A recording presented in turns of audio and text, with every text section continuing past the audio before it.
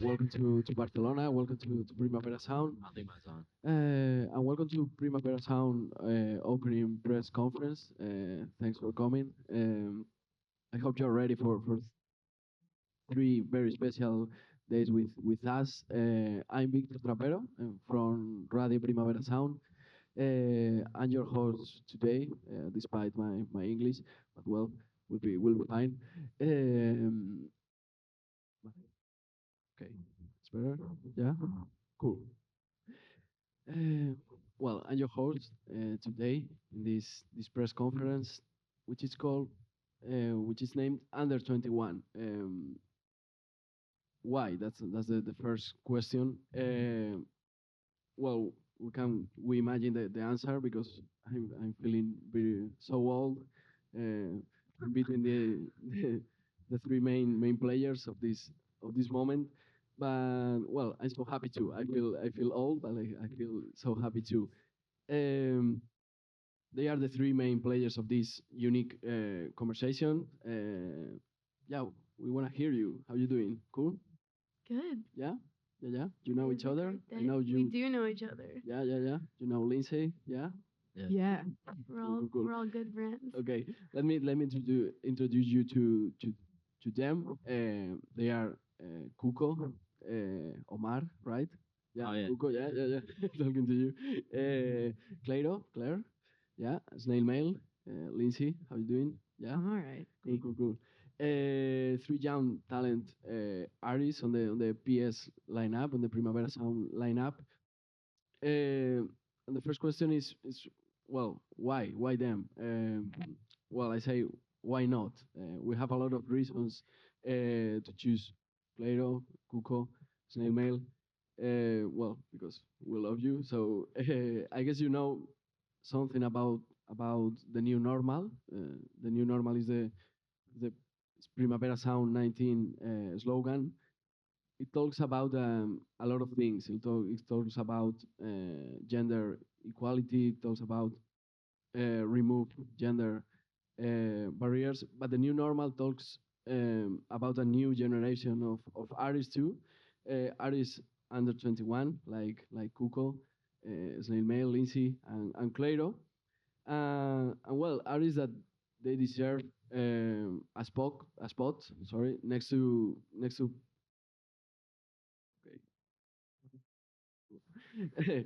young artists to deserve a spot next to Primavera classic artists. We remember our first time with their Hunter or Julia Holter or Solange, Mac DeMarco, and we feel similar beautiful things with with them. This is our first time with you, and we feel similar things. So thank you for being here. You are part of the new normal too. So let's do that.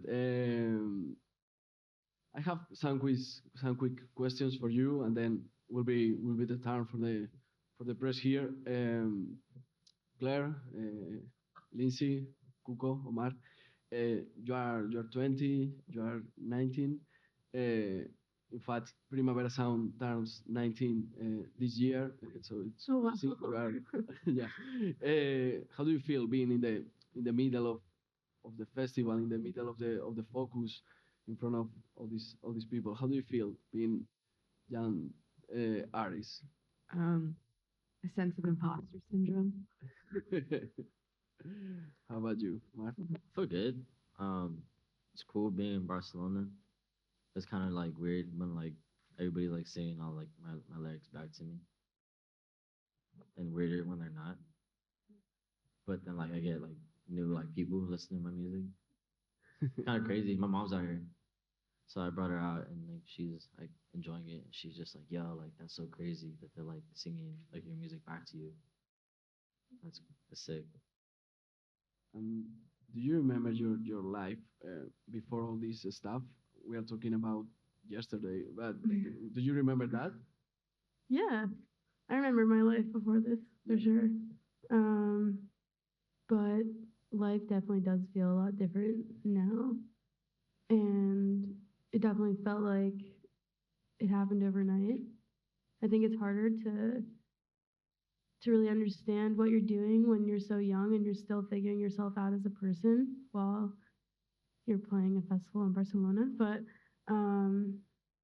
I feel like you can figure out both along the way, and it's pretty cool to be able to be so young and to experience a lot of things so quickly. Now you have any question, it's your turn. So please go ahead. Let's do together. Yeah.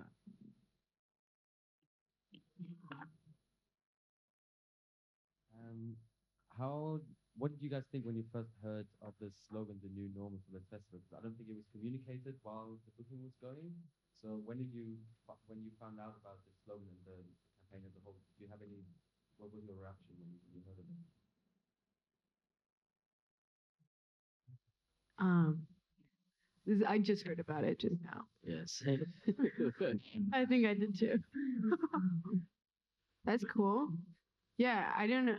Is it like, It's like it's a 50-50 gender split in the. yeah, that's what's up. I mean, I guess like in general, I always feel a sense of like trepidation trying to answer questions about my gender or sexuality or like identity as a person when I just went into things just feeling like a musician and then sort of had to like grow into answering questions about it, you know, because you don't necessarily think about it. And I feel like when it comes to like tokenizing stuff like that, I think that's like pretty sus.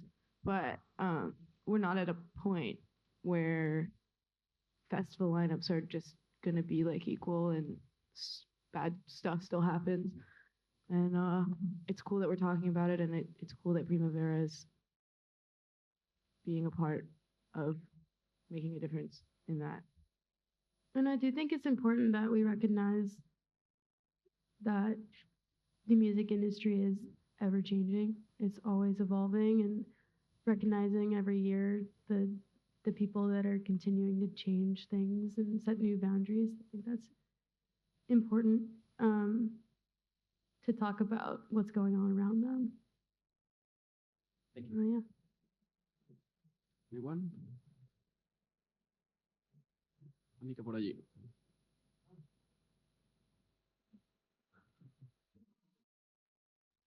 Hi, thanks, guys. So, a question from our studio at Radio Primavera Sound would be, as you guys are under 21, not just in your 20s, but actually under 21, do you think that it changes or influences your perspective on how you create, how you envision your music? The fact that you are so young and then you have like a different view than someone who's 25, 27. I think for me, at least being so young, I have people I look up to, but for the most part, I'm looking at my peers, and it's like a collective effort. I find I'm most inspired by my friends and by people I know that are the same age as me in college or in high school. Um, I look to them for that inspiration, and there's a sense of friendship that I really love when I'm able to, because I'm able to be part of something like this. So. Yeah, I feel that. I feel like I don't know. It's sick. I didn't have my. I don't know. I don't really have like my thoughts together yet. Like my life or like my own persona. So I feel like just being I guess under 21 or like I don't know. I'm still adapting in a bunch of things and like being in the industry just full of a bunch of old people. Like no offense, but like for real, it's like it's just weird. I think I think just also maturing like hella fast because I mean for me like especially just coming from like immigrant parents and like my main thing is to like help them out and like bring that stability because my mom can't work anymore. Um, at least on my end, it requires you to like mature a lot more. But yeah, there is like also like that same like community of like artists that are like coming up and just doing our own thing. Not even just in music, just like with everything and like everybody being supportive of each other.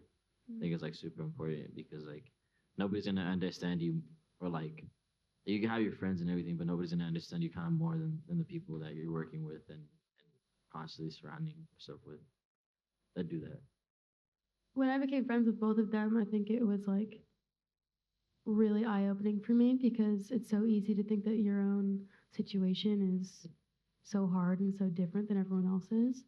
But being able to talk to them about what I'm going through or certain things I have to do that I don't really want to do, it's like they can relate, which is something that is like necessary for someone my age to like have, but it's still so specific because it's like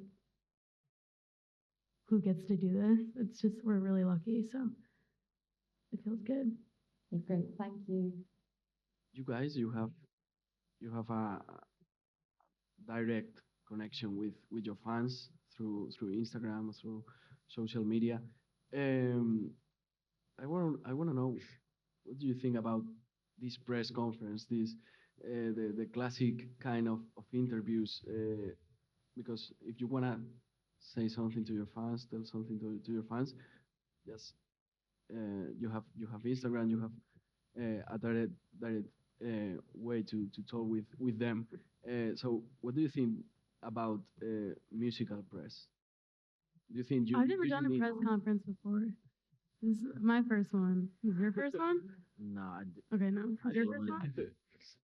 So I don't know. It feels fine. But do you think you need musical press or? Yeah, I mean, it's always helpful. It's always nice to be able to get through to people that don't follow you and that don't necessarily know who you are. I think, of course, that's important, but I love having a direct connection. I'm I'm really thankful so quickly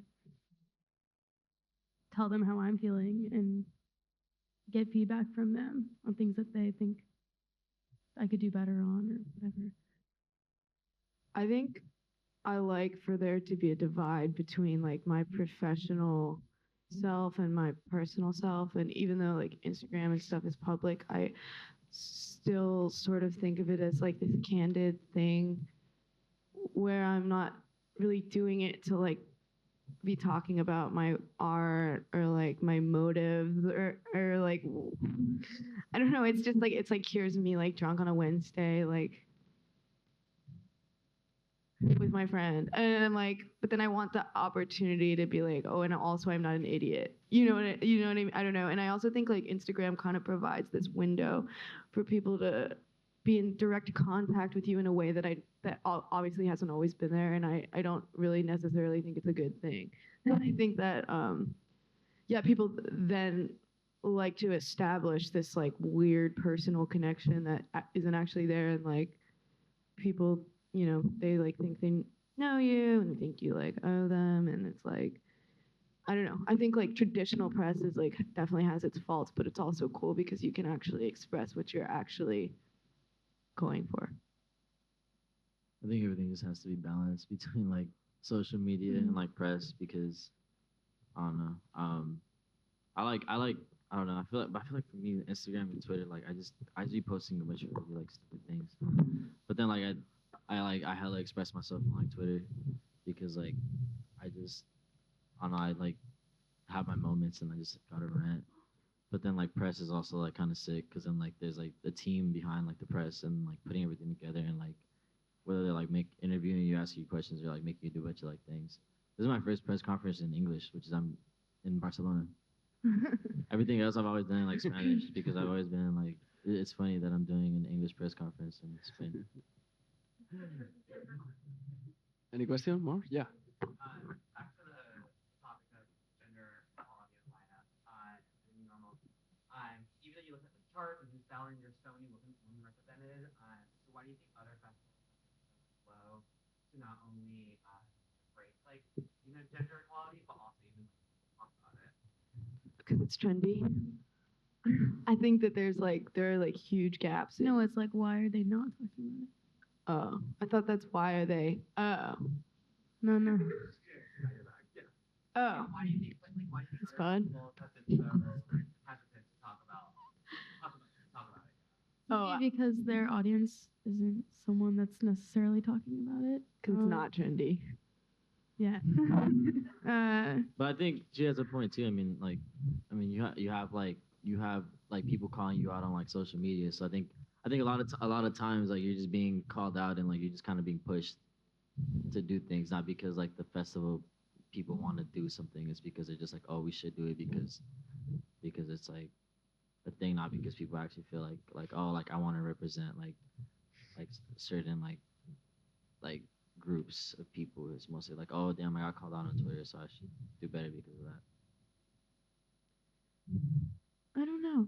That's kind of a hard question, but it feels really good to be a part of festivals that are inclusive and that do take that into account because there are so many important female, non-binary, gay artists that deserve the spotlight and deserve to be highlighted. And looking at this lineup, it was crazy. It's like all my favorite artists that I didn't even think were playing festivals. You know, it's really nice to see such a broad spectrum of music because that's what a festival should be, in my opinion. It should be really broad and include everybody. It shouldn't have like I don't know.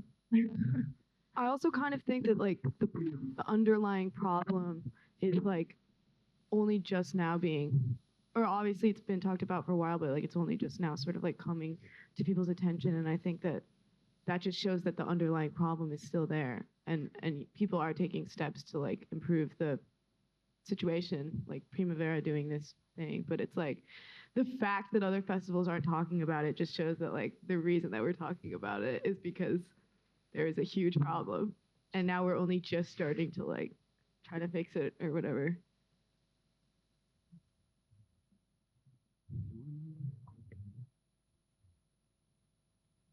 How do you guys maintain or make new friendships as a touring musician? Like, how do you relate to your friends back home? How do you make an effort to get to know new people while you're working, or do you do things separate? How is it? Um, for me, I've found my best friends that are outside of music, and that doesn't really change. Um, they still go to university, and I still visit them when I'm off tour. Um, so that's like a really nice stability.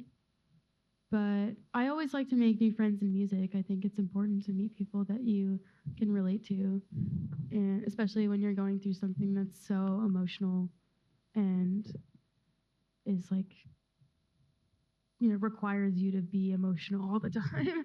Yeah, It's Coco yeah. was saying like you have to like grow up really quickly as Yeah. rhythm and put that step in. And it's especially being so young, sometimes you feel like before all this happened, you were able to relate to your friends at home. And then as it continues for you and you are progressing, you're realizing just how different your life and your friend's life is. And it's pretty wild to go visit them and like hear about their routines. They're just like, yeah, I just had like class today. I'm like, damn, that's crazy. That's wish I was doing that. But at the same time, no. Um but yeah, that's why it's important to have a balance, in my opinion. I've really been not making that many like yeah, I still keep my friends from like back home. Um like all like my friends like I went to Austin with and like meeting a bunch of new people like on the road and like in the industry is cool and everything. But I think for me it's just kind of hard because sometimes it's hard to like figure out if you're talking to like an artist or like if you're talking to a person. So I feel like that's why like I'm very like to myself a lot of times, and then that's why like I only fuck with like certain people. Oh, my bad. Can I not curse? Okay, nobody's answering me. I think we're fine. Yeah. Oh yeah, that's why like it takes me like a minute, but like and whoever I do like affiliate myself with, like it's like because like I like like cool people and like there's cool like things and it's cool to, like things to relate to and like it's like I'm not by myself when it comes to like just being like young and like doing this industry stuff because like I'm still like growing as an artist and like there's room to grow and there's room to mess up and there's room to just be a great artist and a great person and a great individual, and I want to be surrounded by those people. That's why I'm like so like I guess that's one of the reasons I'm so like to myself, because like I need to just be surrounded by genuine people and people that care about me growing, rather than people that are just like, oh yeah, you're tight, and I'm gonna just like agree with everything you're saying.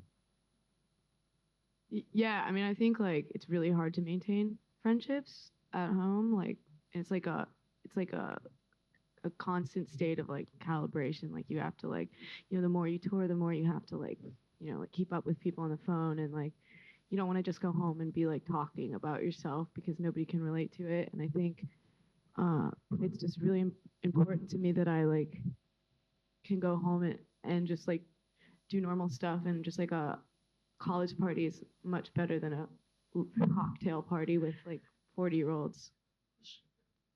So And you do realize you miss all of that when you come back from touring. You're like, you kind of come back into who you were before, and you realize how young you are, and you're like, I should be doing this too. Like, it's fine that I'm enjoying this high school Yeah, party. dude. I get home and like kick it with the homies and post up and like I don't know. I've been kicking it, playing hella Smash Bros. And I don't know. And if I go out like instead of like doing some crazy like party or event, like I'll just kick it and like we'll just post up and drink or something like that. Or I'll just sleep. I don't Sorry, really. Thanks. Just to quickly get back on what we talked about, the gender equality issue. Is that an issue, or other generational issues of your generation that you want to integrate into your music, or that you think should or should not be integrated into your music? wait, can you say that again? So we've talked about gender equality before, the new normal, which is one of the things Primavera Sound is trying to do. Do you think that should be integrated, and do you integrate these type of issues into your music and talk about them and try to, what would be other issues, for example? Um, I think, at least for me, I'm willing to take the responsibility on to put that into my music and to talk about that. I feel like because we were given a platform, it's only right that we talk about things that should be normal and put that into our music and push that message of positivity.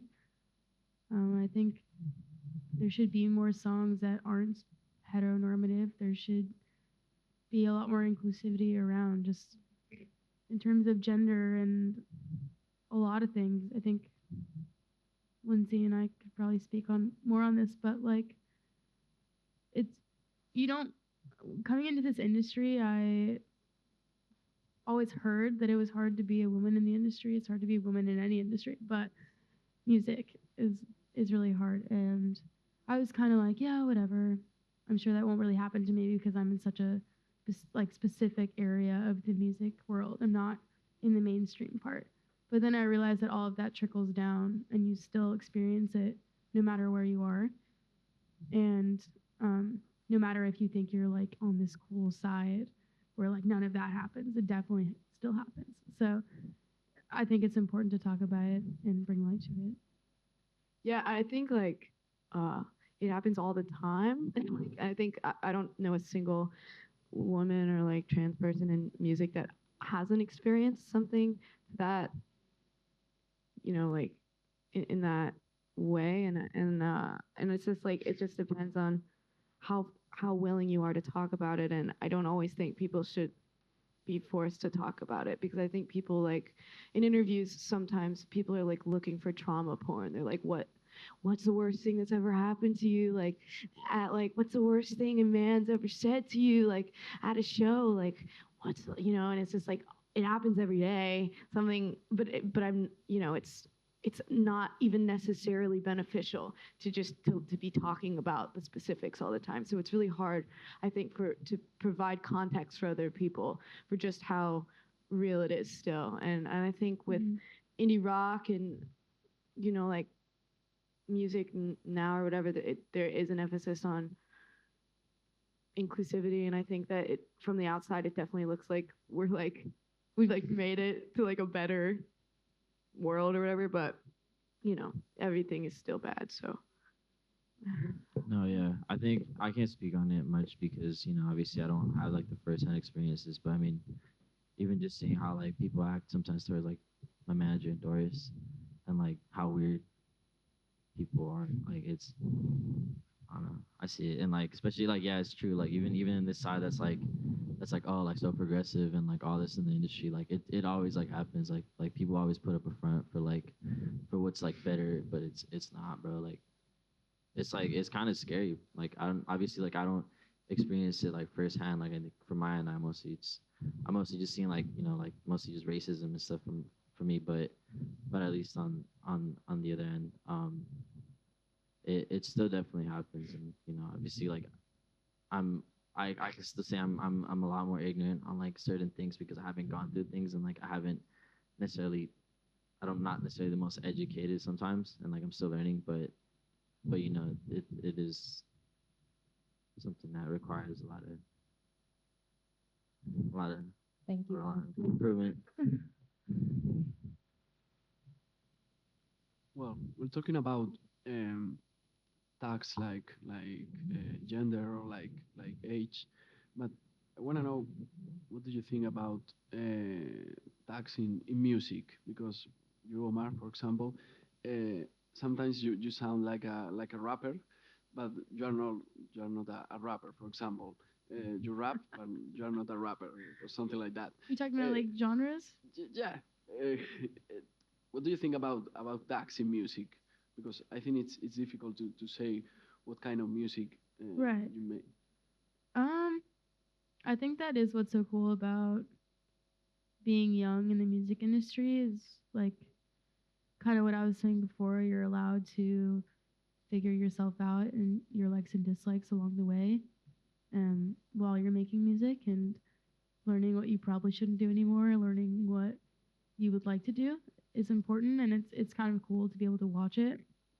Um, but I think I almost said gender, genre disappearing, and I don't really think it's important to label yourself as one specific genre anymore because they're all merging, and I think that's what's so exciting about music right now is that you can't really put a finger on a lot of what they're doing, and that's why it frustrates the industry. But that's what's really cool about it. And suddenly, people want to listen your music. Um, does it change the process? I mean, for example, you, Claire, you're gonna release your first album in Yes. August. Um, does it change the process if you know people wanna listen your songs? It feels like Like does it having feel like pressure. a pressure? Yeah, something like that. Yeah, of course I feel pressure. I definitely feel a lot of pressure from people now that I have more eyes on me. I think uh, I went from growing up with the internet. I went from being a user and a consumer to completely going on the other side of it immediately, and that's something that I've had to work around. It's something I've had to adapt to because it's you want to look at your phone. You were using all of these apps before, but now that everyone on those apps are talking about you, you don't want to look at it anymore. And it's like this weird changeover where I'm not using my phone as much as I was. And like, you know, that whole switch was really hard for me. And I think I was feeling the pressure the most when I was paying attention to all of these comments and reading everything because I was just used to being on my phone like that. But I think after writing this record, I've gotten a lot better at knowing what's good for me and even knowing that um, like what am I trying to say? Like critique, good or bad, is still information that can influence you. So I just don't really look at any of it anymore. So I feel less pressure now. But um, Omar, we know about your Interscope record sign. Did you feel the pressure or not? Uh, yeah. I mean, mostly just because I'm like so busy now. I think like album process like has me going crazy. But I mean, I got a team to make it easier because I don't know. I mean, it's cool. I mean, definitely like the team understands me and like especially my A&R Carlos. Like he really like gets what I'm trying to do and he just like he understands that I'm not doing like a single thing. I'm like doing a lot of other things on the side. I'm already working on like my next album. I'm just trying to like produce a lot more now and like um there's more pressure with myself and like just like I think just because I'm still young and I'm not used to a lot of these things and like I'm not like disciplined enough too sometimes just to like do things like waking up early and like doing all these like scheduling out my day so it's just full of like if it's full of press or it's full of like things like to do like it just like oh my god like because I was just used to like going to school and then like if I had to work at night like I worked and even then it was like another table job that I had like when I was like still in college and then going into this it's like cool like yeah like I'm doing all this but it's still like hella pressure so it's it's there obviously like I had like a deadline and everything for my album but I don't know I feel like everything's just been playing out though like kind of smoothly because like I did have my accident but thankfully, like it was weird because my accident was like one of the worst and like one of the best things that could have happened to me because I just stayed home and I finished my album, and then like now it's done. And if that wouldn't have happened, like I wouldn't have had an album, and like I feel like everybody would just be mad at me. Mm. Anyone? Yeah. A fun question. Do you guys have any pre-performance rituals or meals that you like to do? Text your mom. Yeah, anything you always do beforehand. Go ahead. Yeah, let's see. Yeah. I used to do vocal warm ups. Now I don't. I'm like really like nervous person. So I eat bananas before I play because I am really prone to throwing up, and that like settles your situation. Glass of red wine. Damn, I didn't know that. Sometimes I just throw up before my shows. Yeah. Yeah, that's all I do. I just The more you know. freak out until I'm performing. I think I text my mom and my whole band and management on the first show that we ever did.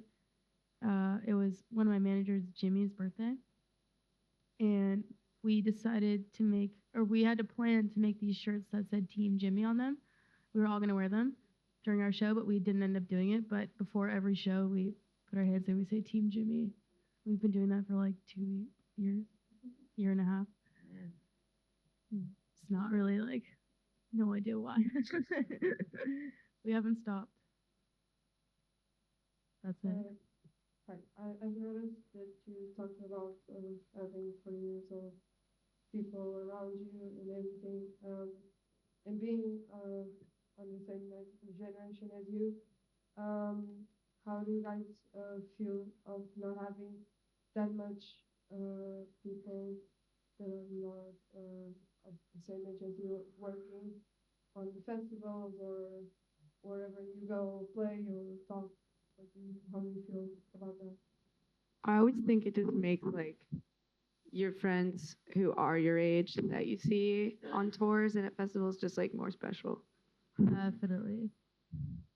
But, do you feel that it's um, it's more needed of people like working with you of the same age as you, like Oh yeah. you know?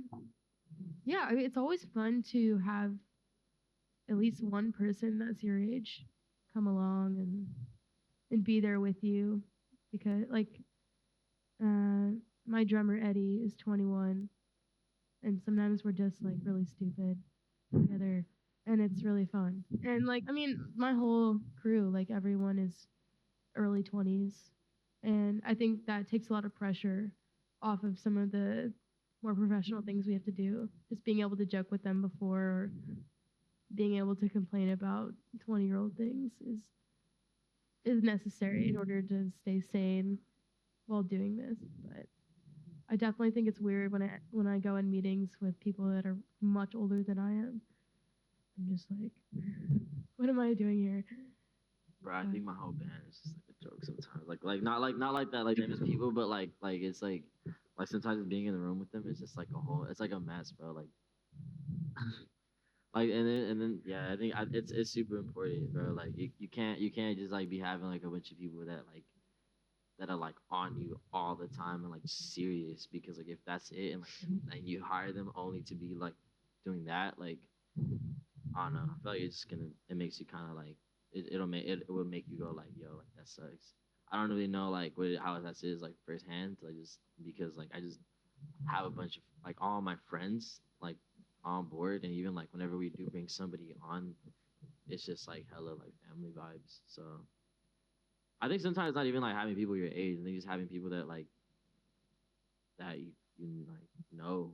mhm. But then that's all. That's also hard. Like coming up and bringing those people with you. Like it's a blessing, bro. That like my band is just like they're all like pretty much like around the same age and like they're like I just like kicked it with them in like school because like we're all musicians like first from and like same backgrounds, like punk and like ska hardcore from like LA, like that scene. And then like I moved on to just doing my own thing. They all did their own thing, like so like secular groups and like rap projects and all this stuff. And then like we're just here and like it's super important to just have that like connection with people that you're working with. I think most importantly because like if not you're just gonna like you just kind of setting yourself up to like hate what you're doing Mhm. because I think as an artist, you're already going to be prone to hating what you do because of like how many people you deal with, like how many things are going on in your life. And if you don't have that like comfort in your own like team, then you're just gonna like it's just not gonna work. And it's strange because it becomes work so easily. Like it went from being something that I just did in my free time to now it takes up all of my time and I'm like scheduled to do it. So I think what Omar was saying, it's really important to have people that you would just hang out with in general because you do end up hating it sometimes. But it's also the best thing that's ever happened to me. Anyone? Yesterday there was a panel about mental health and record labels like Royal Mountain Records have started to help their rock artists giving money for mental health problems or Wow. are you scared? But sometimes when you are younger, it's more important or like content or the same story. Otherwise, it's fantastic to have this career. So are you scared this for the future regarding this problems or issues? Sure. Yeah. Yeah. It's already something that's hard to go through um, because not a lot of people are going through it.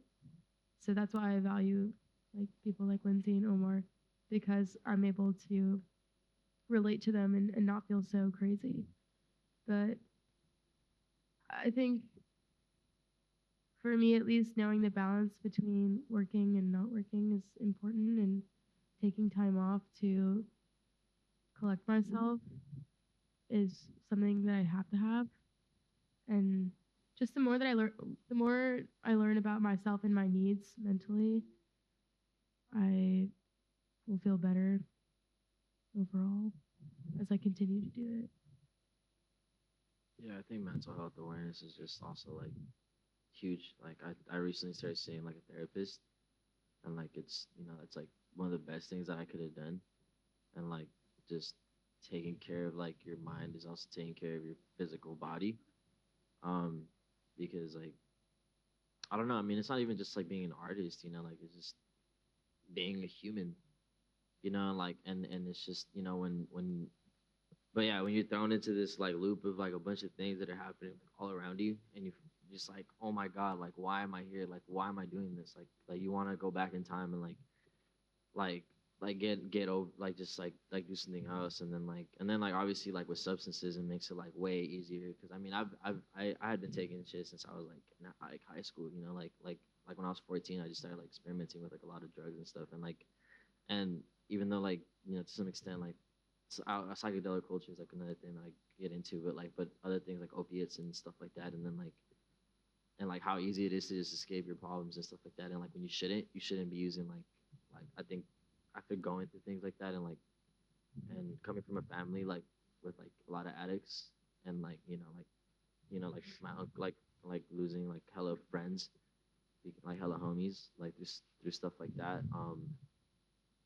Yeah, like it just I'm of course yeah, it's hella scary because like and then also like I think that one of the other things in the industry is like you meet like a bunch of people and stuff, and then like you just hear like they OD'd or they like kill themselves or something like that, and it hurts, you know, because it's like you already see that, like if you already like experienced that with your own life, and then you see that in the industry too, and then you kind of just go through your own things, and then like it's it's really yeah, it's super scary, dude. Like I don't know, like you don't know the future, you don't know like how you're gonna be feeling in a couple months, you know, you don't know how things are gonna go, but like that's why I think like labels and management, and I think just then like anybody that does anything in the industry like should care about their artist's health and like how they're feeling, and like make sure they're good, and like if they're not ready for something to like not do it, because then you just have another story. But then even then it sucks because then they'll find a way to profit off of somebody's death, off of somebody like offing themselves or something. So it's just like it's still kind of twisted, but like I think you know that's but those you know it's important to take those steps to like make sure like that you're being taken care of, and like people care, and then it goes back to who you surround yourself with and who you talk to in the industry, because you know you can't just be surrounding yourself and becoming friendly with every single person that you meet, because then like you know then well, they're not gonna help you out like whenever you're going through it. I don't know. Also, there's this balance where it's like you get an opportunity that comes your way and you don't feel like you're ready for it mentally, but it's such a good opportunity. And that kind of cognitive dissonance where you're like, do I take it because it's going to help my career? And because it's such a timely thing, if I don't take it, will it ruin my career? Will it completely change everything for me in a positive way? But not feeling like you're mentally there to actually execute it. I feel like I have encountered that a couple times where I've said no and wondered what if, but at the same time, it's like it's a lot better for me to prioritize something like my mental health before an opportunity. I think that's, you know, whatever happens, happens, but it's most important to take care of your mind as well, Merced. Thanks, guys. Another question from the Radio Primavera Sound studios. A lot of times we relate social media as well to more issues in mental health. You know, there's a lot of maybe negative and even toxic comments that you might get on social media.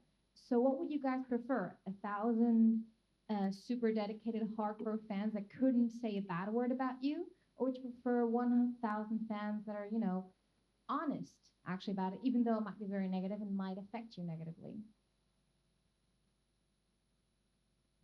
I'm gonna take the nice ones.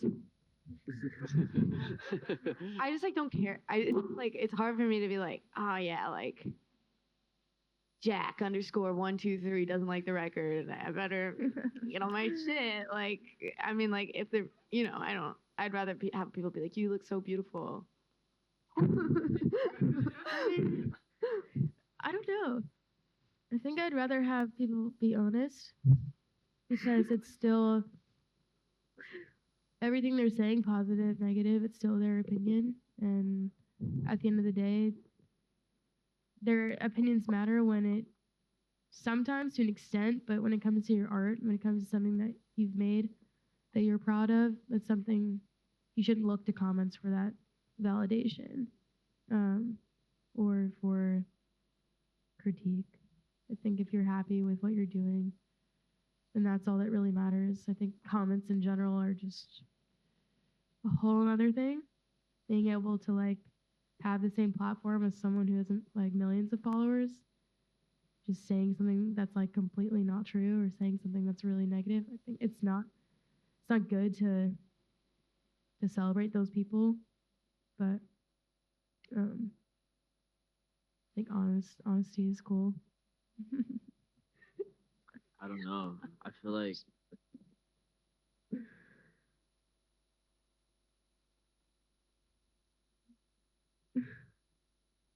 I like honest people, but also like I like nice people.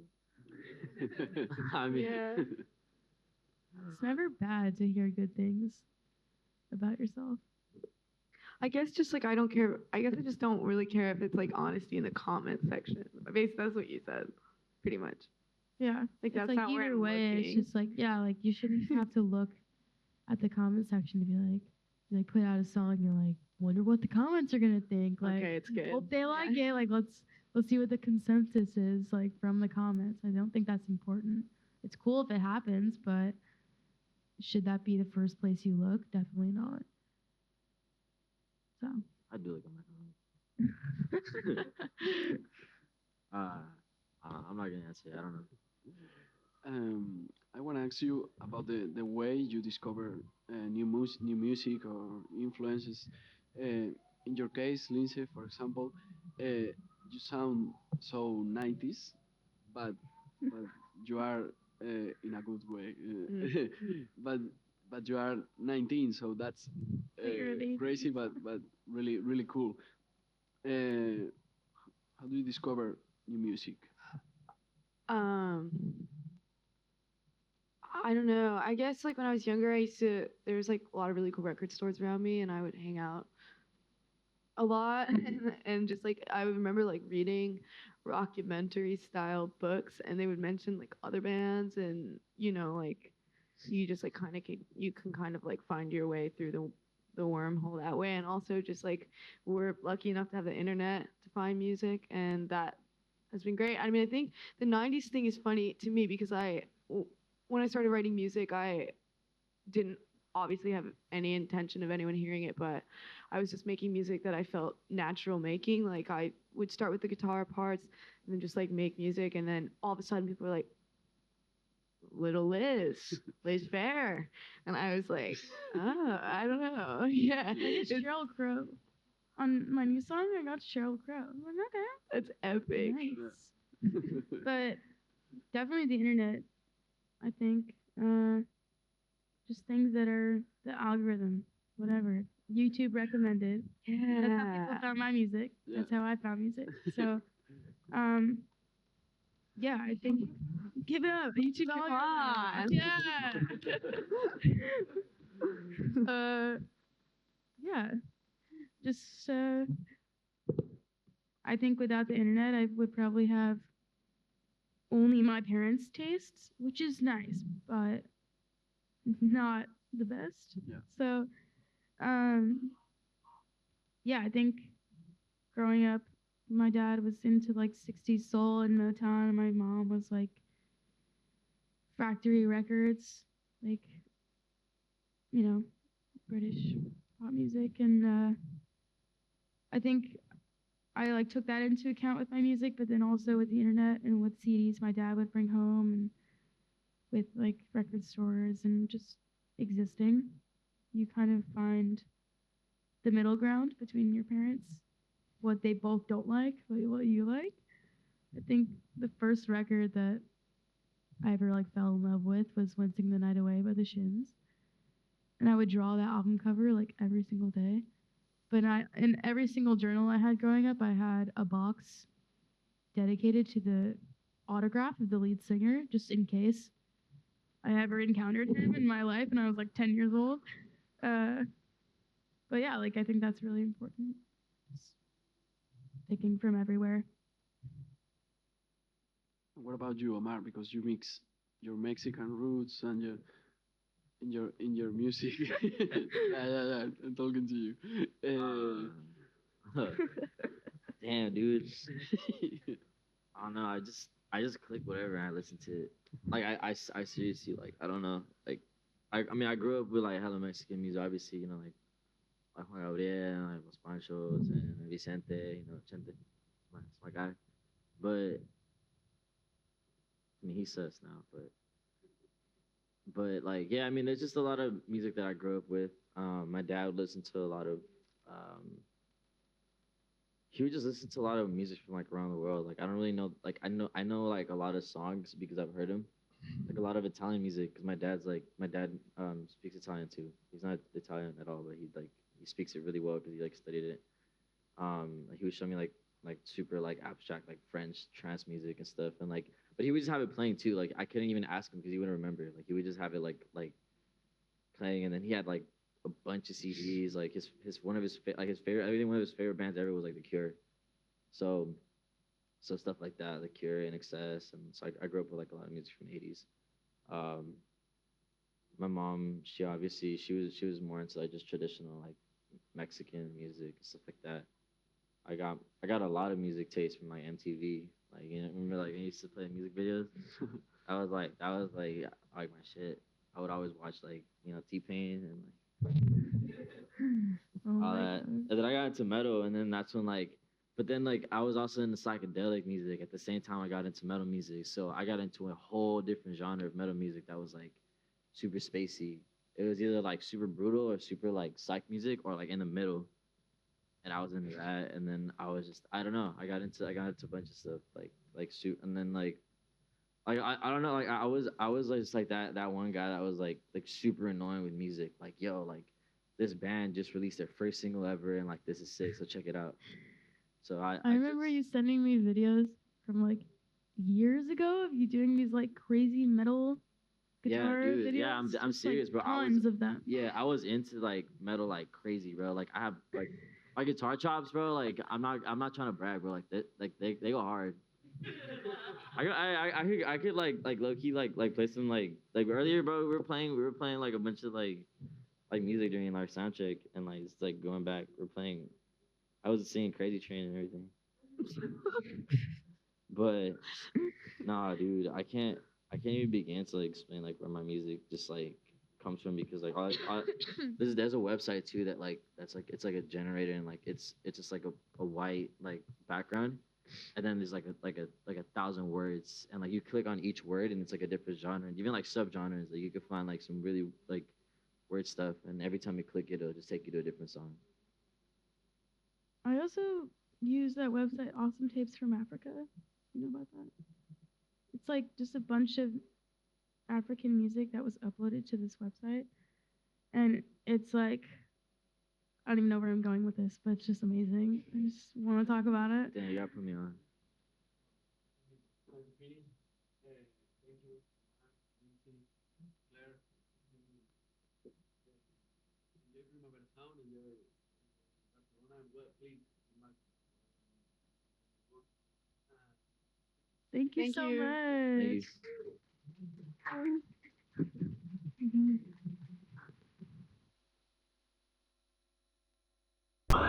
Mhm.